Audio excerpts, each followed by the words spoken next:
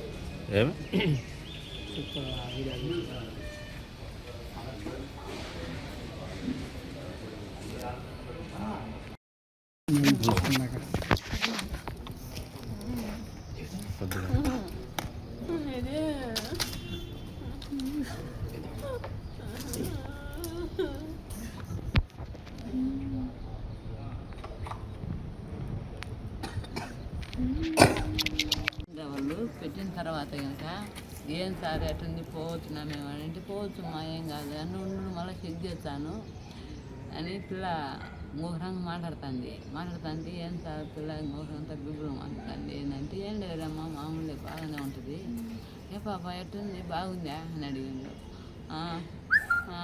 అనేది పాప అంటే బాగుందిలేమ్మా అని చెప్పి పని మీరు పని అని అడిగిన కదా సార్ మా పాపకు సూది ఉంది సార్ కాటలో గుర్తుకుని పోతే సూది కూసుకుంటుందని వాళ్ళ అమ్మ చెప్పింది.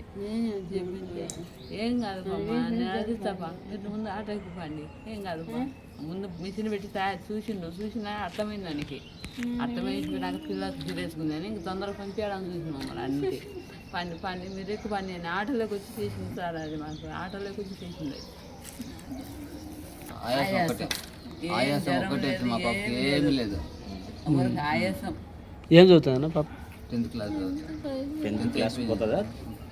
ఎగ్జామ్ రిజల్ట్ కూడా వచ్చింది. 10th క్లాస్ ఎగ్జామ్స్ అయిపోయినాయి. పాస్ అయిందా? తెలుగు ఒకటి పోయింది.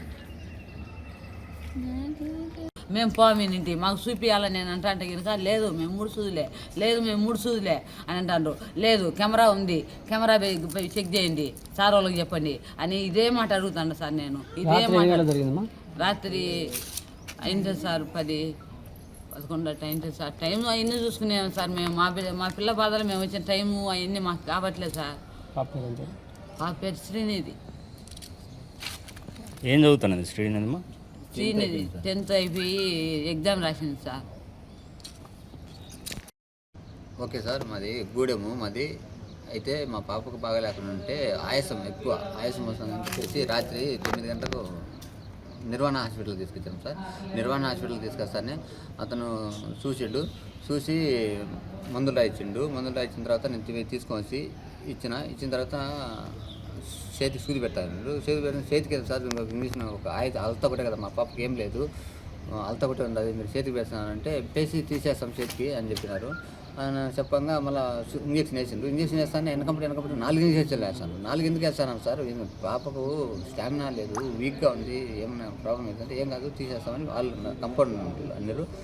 తర్వాత వేసేసాను 4 ఇంజక్షన్ వెనకముటే 10 నిమిషాలు అంతే. 10 నిమిషాలకు మళ్ళీ తీసేసిండు. మళ్ళీ ఒక అర్ధగంట 3/4 గంట సేపు ఆనే ఉన్నాము. బాగానే ఉన్నది. ఒక 10 నిమిషాలు మళ్ళీ పాస్ వస్తానని మా పాప పాస్కు పోయి బాత్రూమ్ పోయి వచ్చింది. మళ్ళీ వచ్చిన తర్వాత మళ్ళీ పండుకునింది. అప్పుడు మళ్ళీ మిషన్లు పెట్టి చెక్ చేసిండ్రు, ఏం లేదు బాగానే ఉందని చెప్పేసి మమ్మల్ని పొమ్మన్నారు. అది కూడా పంపడం ఏంటంటే తొందరగా పండి మీరు అని చెప్పి పంపించిన తర్వాత నేను అంతలేక ఆటో తీసుకొని వచ్చాను పోదామని చెప్పేసి. ఆటో వచ్చిన తర్వాత సూది తీయండి సార్ అంటే సూది ఆడ బెడ్ మీద కూడా తీసుకోకుండా ఆటోలోకి వచ్చి సూది ఇస్తానంటే ఏమైంది సార్ అంటే అప్పటికి ఏమన్నా ప్రాబ్లం ఉంది ఏమైనా అడిగినా కానీ ఏం ప్రాబ్లం లేదని చెప్పిండ్రు. ఏం ప్రాబ్లం లేదంటానా, మరి హాస్పిటల్కి బెడ్ సూది ఇవ్వండి అంటే ఏం లేదు పర్వాలేదు. ఆమెను ఇంటికి తీసుకుపోయినాము సార్. ఇంటికి తీసుకుపోయినాక గట్టిగా ఒక 3/4 గంట అంతే. 3/4 గంట కన్నా 100 ముక్కల బ్లడ్ రక్తం నీళ్ళగా బ్లడ్ రక్తం వచ్చింది. తర్వాత వెనకంటే ఆగమాగంగా మళ్ళీ ఆటోకి ఎత్తుకొని వచ్చే లోపల మార్గ మధ్యలోనే తెలిపింది సార్.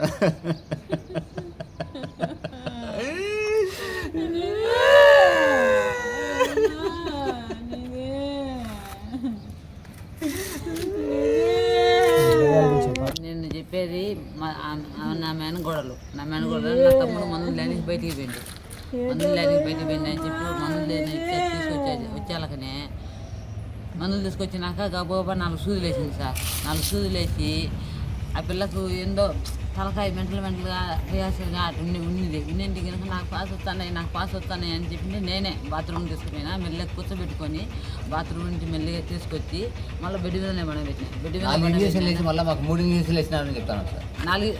4 వేసినా కానీ 3 చెప్తాండు. మేము 4 వేసినని మేము చెప్తాను, ఎవరు వచ్చి అడిగినా లేదు 3 ఏమని చెప్తాడు. మళ్ళీ సీసీ కెమెరాలో చూపించింది 4 వేసినట్టు. మేము అది కాదు ఇంకోటి వేసినామని చెప్తాను వాళ్ళు. కానీ అది తీసుకొచ్చి పండబెట్టినాక పిల్లను అతనికే డౌట్ వచ్చింది.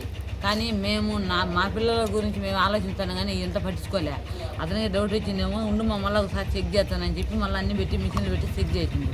చెక్ చేసిన తర్వాత ఏం కాదమ్మా ఏం కాదు బాగానే ఉంది కదా అంటే బాగుంది సార్ నీకు చూడు మాకు చూసాను సార్ నీకు తెలుసు కదా బాగుందే లేదా చెప్పు సార్ మాకు మేము పోయేదానికి అని అంటే లేదమ్మా బాగుంది కొన్ని ఏం పాప బాగలేదా అంటే ఆ పిల్ల పలక లేకుండా అన్నది సార్. అన్నాక బాగుందిలే మా పిల్ల పలుకుతుంది అని చెప్పి ఇంక బాగా మా ఆటో తీసుకురమ్మని మీ తమ్ముడు అంటే అంత ముందుగానే చెప్పినా నేను ఇన్ని మాట్లాడేటప్పుడు డాక్టర్ కాదు కాంపౌండరు మాట్లాడేటప్పుడు మా తమ్ముడిని ఆటో తీసుకురమ్మని పంపించిన. ఆటో తీసుకుపోయి ఆటో వచ్చిందని చూడిపోని మా ఆటో వచ్చిందని చూడిపోను సార్ వీళ్ళమ్మ వండుకొని సార్ చేతికి సూదింది సార్. మా పిల్లల్ని ఆటోలో ఎక్కించుకుంటే సూది కూర్చుకుంటుంది ఏమో సార్ మా పిల్లకు సూది కూర్చుకుంటుంది సార్ మా పిల్లకు సూది అంటే నువ్వు అడిగివాడిని మా ఆటకాడికి నేను ఇస్తా ఆటకు అడిగివాడిని మేము ఎందిస్తా అని చెప్పి సగదేసి మా పిల్లల్ని చేసింది సార్.